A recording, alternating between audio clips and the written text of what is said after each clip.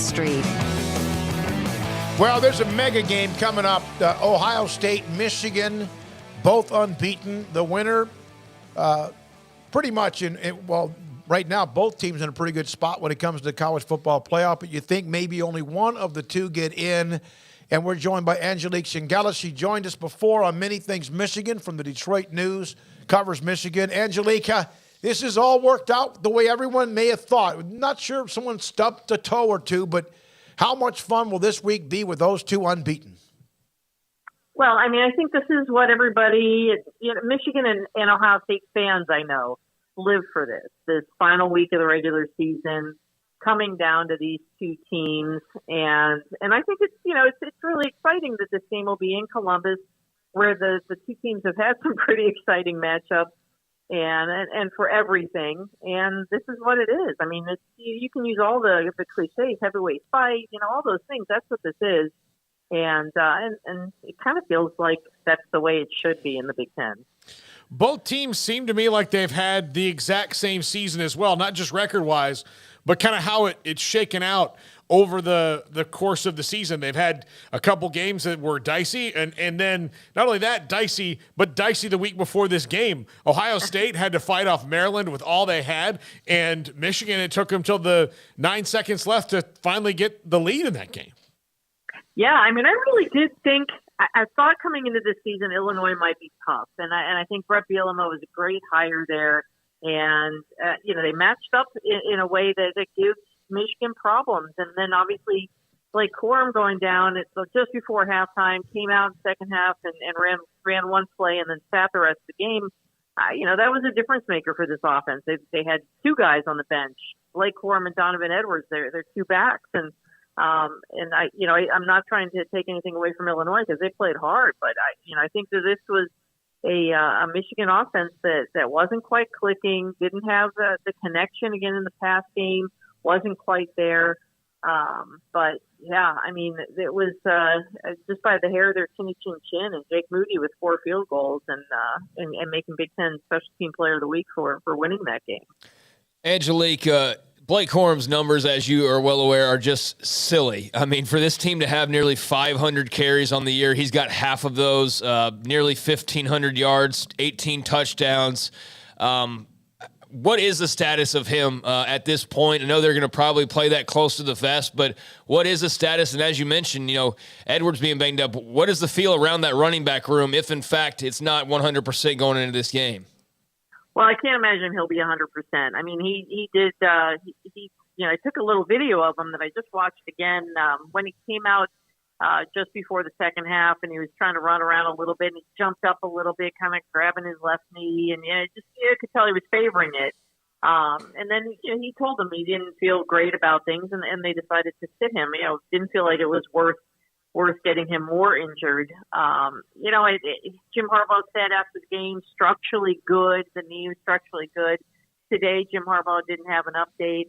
I saw Blake Corum Sunday in Ypsilanti. He, for the second year in a row, he has purchased turkeys to give to underserved communities in Ypsilanti. And, I think everybody was watching the videos looking for any sign. Is he limping? What's going on? I will tell you, it was icy. It was a little snowy. I know that you kind of walked gingerly in there, so I think it was really hard to tell how he looked. And he said he'll be back. He just wouldn't be specific as to when. So I think that this is going to be a late in the week kind of decision to see where he and Donovan Edwards, who has missed pretty much the last 2 games, where those two will be. And then, as you said, I mean, where is this run game? I think they're going to have to rely on their freshman, C.J. Stokes, and they feel pretty good about him, but he's not Blake Corum, and he's not Donovan Edwards. So it's going to be a real challenge to see how this run game goes. Angelique, I'm fortunate and honored to have a Heisman vote. Could the winner of this game, depending on whether it's C.J. Stroud or Corum, that's the difference, possibly secure a Heisman trophy? I really believe that's the case. I think that's something. Blake Corum has talked a little bit this season about, it'd be nice to be in the Heisman conversation. It'd be great to be in New York, but he wasn't focused on that. And I think C.J. Stroud's the same. But this is a game that has, historically, there have been some performances from Michigan players that have sealed the Heisman for them, Desmond Howard and Charles Woodson. And I did think coming into this, a couple of weeks ago that Blake Corum has a big game. He's really, he's in the conversation, but I think he'd be really in the conversation. And the same goes for C.J. Stroud. I mean, the guy is he's put up impressive numbers.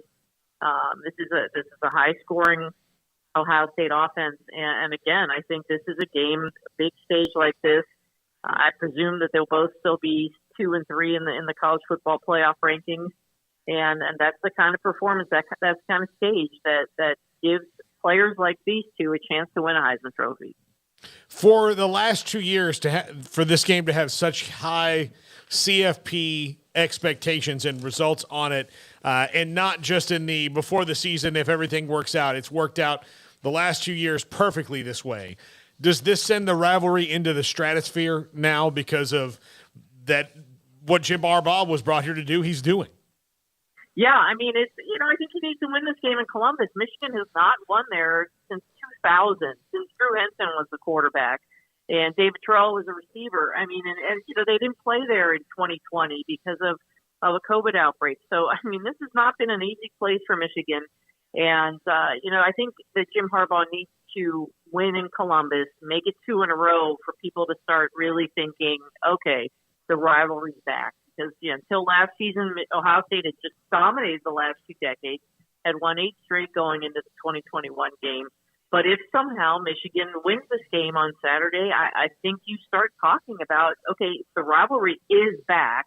And now it is really just flip a coin each year who's going to win this game. And but it's so hard to win there. And if he wins with the injury status as we think it is right now, then that says something about Jim Harbaugh in this program. How do you feel like J.J. McCarthy has grown throughout this season? I think he gets a lot of heat, especially lately, because they haven't really connected on the deep ball. And I just think, well, there's another part of this equation, the receivers. And if you really watch the receivers, outside of Ron Bellamy, who's very consistent, they don't get a lot of separation. So I think that there is a timing issue. There's a rhythm issue, perhaps, for J.J. McCarthy. When you do have such a robust running game, I think sometimes that can throw a quarterback off a little bit. But I think for his first year, he's played really well. He's done what they want him to do. I think they're going to ask him to have to do a lot more on Saturday. And boy, what a tough task to be a first-year starter and going into Columbus to try to win that game. But the guy is ice cold. I mean, he's just too cool as a cucumber. I don't know how else to describe the guy, but he's unflappable. And I don't think the moment's going to be too big for him. I don't think he's going to be intimidated. But I think he is really going to be relied on because I mean, even if Blake Corum were healthy, I think you got to believe Ohio State was going to go in there and really try to dare J.J. McCarthy to throw. And now I think that's undoubtedly the case. All right, the most important question. You had told me that you'd be driving up to, in fact, Ann Arbor. What is the expected temperature at game time? The game in Columbus? Yes, it's in Columbus. So what is the expected weather? Is it going to be snow flurries and like 24? What is it supposed to be? Well, gosh, I got to tell you, last Saturday's game against Illinois in Ann Arbor was freezing, and the wind was really crazy. It's not going to be like that. I mean, I've been checking the forecast for 2 weeks and for Columbus, and it looks like it's going to be like high 40s and maybe a little rain. I don't think it's going to be I don't think there's going to be much precipitation, at least the forecast. And I've been checking like twice a day, and it looks like it's going to be okay. So, I don't know who that favors. I think it favors Ohio State. I mean, you saw what they did in those really uncomfortable conditions at Northwestern. It was tough for them to get C.J. Stroud going in the pass game. But I think it's got to favor Ohio State here. Angelique, thank you very much for your time. Enjoy the week. I know you will. You do a great job covering Michigan. Appreciate your time with us whenever we get it. Thanks so much. Happy Thanksgiving, yes, everybody. You too. Angelique Chengelis, again, Detroit News on Michigan, Ohio State. It's like in the 50s.